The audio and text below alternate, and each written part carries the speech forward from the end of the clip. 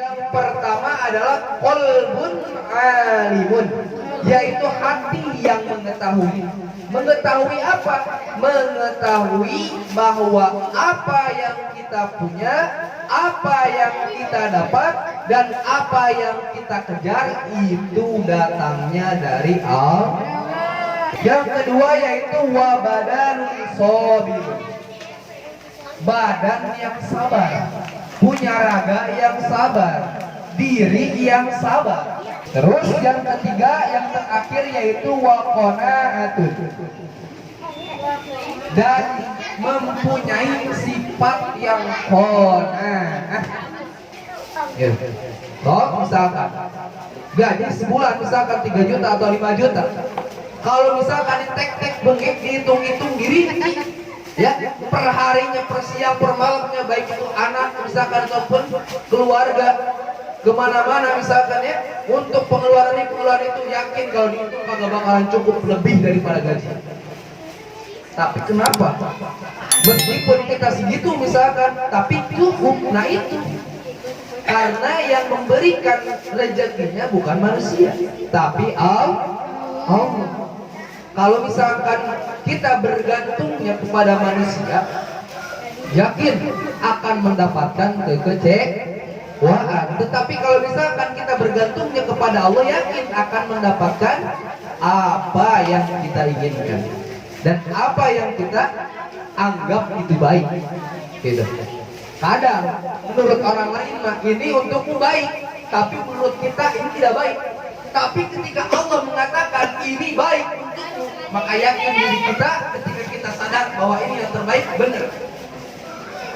Jalan dengan hati kita. Itu Allah yang mengatakan. Gitu. Allah yang mengatakan. Itu yang pertama. Yaitu qalbun alimun, ya, hati yang mengetahui. Datang ujian kepada kita ketika hati mengetahui, ya Allah yakin ini ujian datang darimu ya Allah. Hamba dengan senang hati, dengan lapang dada akan menghadapi ujian. Ada orang misalkan yang mendolimi kita, ada orang yang mengobrolkan kejelekan kita, dan tidak akan marah. Karena kenapa? Karena kita yakin dan mengetahui dia digerakkan oleh Allah Subhanahu Wa Taala. Allah pengen kayak gitu. Apa menguji keimanan kita? Nggak tahu. Ada orang yang benci banget sama kita. Setiap ketemu itu jangankan ngobrol, liriknya aja bisa buang. Ketika ngobrol, bro kemana? Kamu itu ajak enggak? Juteknya minta ampun, sensinya minta ampun. Ini mah lagi saya. Coba kalau misalkan kita dihadapi dengan orang seperti itu gimana? Wah, yang peleng ini.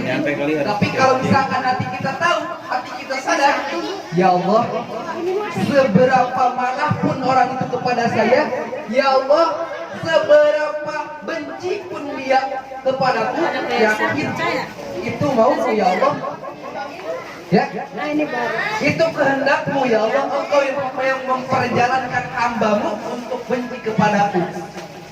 Dan pada hakikatnya bukan kebencian seseorang itu, tapi itu adalah suatu pengingat kepada kita, kepada diri kita. Ini, ya, kita harus sadar nih. Dalam Allah menasihati kita, ada 3 cara Allah menasihati kita. Yang pertama, Allah dengan cara halus. Ya, Allah dengan cara yang halus. Apa ya cara yang halus? Seperti misalkan datang ke kajian, ada seorang ustadz yang menyampaikan suatu nasihat, menyampaikan keilmuannya, menyampaikan ilmu-ilmu dalam kehidupan, dalam beragama, semuanya disampaikan. Misalkan menasihati kita, itu jalan Allah untuk menasihati kita secara halus.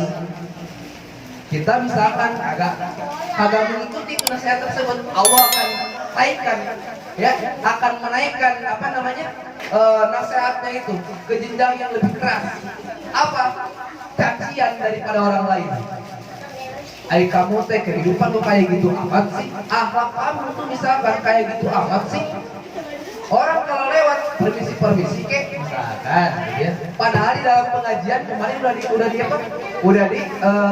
udah dibahas misalkan dan dia pun ada gitu, tapi dia tidak melaksanakannya. Terus Allah datangkan hambanya untuk menasihati dia dengan cara seperti itu ya, itu sakit kepada hati kita karena jalannya keras gitu. Setelah itu misalkan ya masih aja kagak mau nurut, masih aja kagak mau sadar, Allah tingkatkan lagi ke yang ketiga, jalan yang ketiga. Apa? Kejadian misalkan ya, kita misalkan lewat kagak permisi, Allah kasih ujian sama dia, dipukulin sih sama orang lain. Misalkan kamu misalkan lewat kagak permisi, kamu ada ke siapa misalkan, pukulin tuh. Itu cara yang keras, lagi cara yang ketiga. Pertanyaannya, kita mau cara yang mana? Allah menasihati kita, jangan sampai apa yang kita senantiasa laksanakan kita baru sadar ketika itu terjadi. Gitu, ya, itu kolbun alibun, hati kita yang tahu. Yang kedua yaitu wabadanul sabir, badan yang sabar, punya raga yang sabar, diri yang sabar. Ketika apa? Mendapatkan nikmat harus sabar. Emang nikmat harus sabar? Iya sabar. Ya. Sabar, dengan cara sabar ketika kita mendapatkan nikmat seperti apa? Orang sabar mendapatkan nikmat, dia akan berbagi kenikmatan tersebut kepada orang lain. Itu sabar orang mendapatkan nikmat. Sudah jelas ketika seseorang mendapatkan ujian dan cobaan dari Allah Subhanahu wa taala atau kesedihan dan kesedihan, sabarnya apa? Ya sabar menghadapi kesedihan tersebut. Ya. Terus yang ketiga, yang terakhir yaitu waqanaatun, dan mempunyai sifat yang qanaah, merasa cukup atas apa yang kita punya. Apa katanya?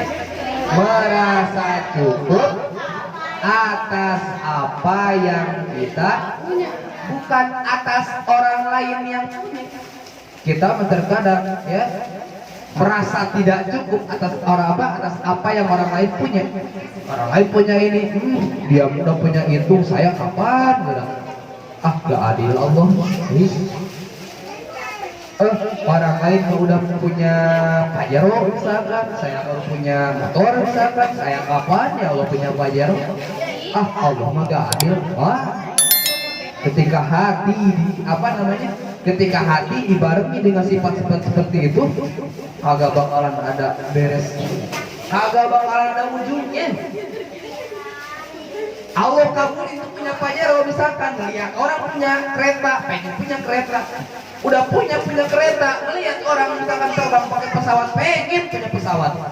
Kalau mengikuti hawa nafsu dan keinginan hal seperti itu, pengennya dia punya milik sendiri. Itu manusia.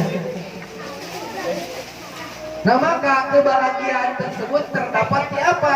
Di rasa syukur. Rukun rasa syukur itu akan muncul ketika rasa ada dalam diri kita. Rasa cukup. Saya mah cukup, misalkan ya, mobil Pajero 5 juga, motor PCX 15 juga, istri 10 juga, cukup saya mah. Banjir Wisma Jaya. Bukan kayak gitu. Apa yang Allah kasih kepada kita, syukuri ya. Semoga yang Allah berikan, semoga menjadi amal kebaikan untuk kita dan kita dapat melaksanakannya. Akhirul kalam, wabillahi taufiq wal hidayah. Wassalamualaikum warahmatullahi wabarakatuh.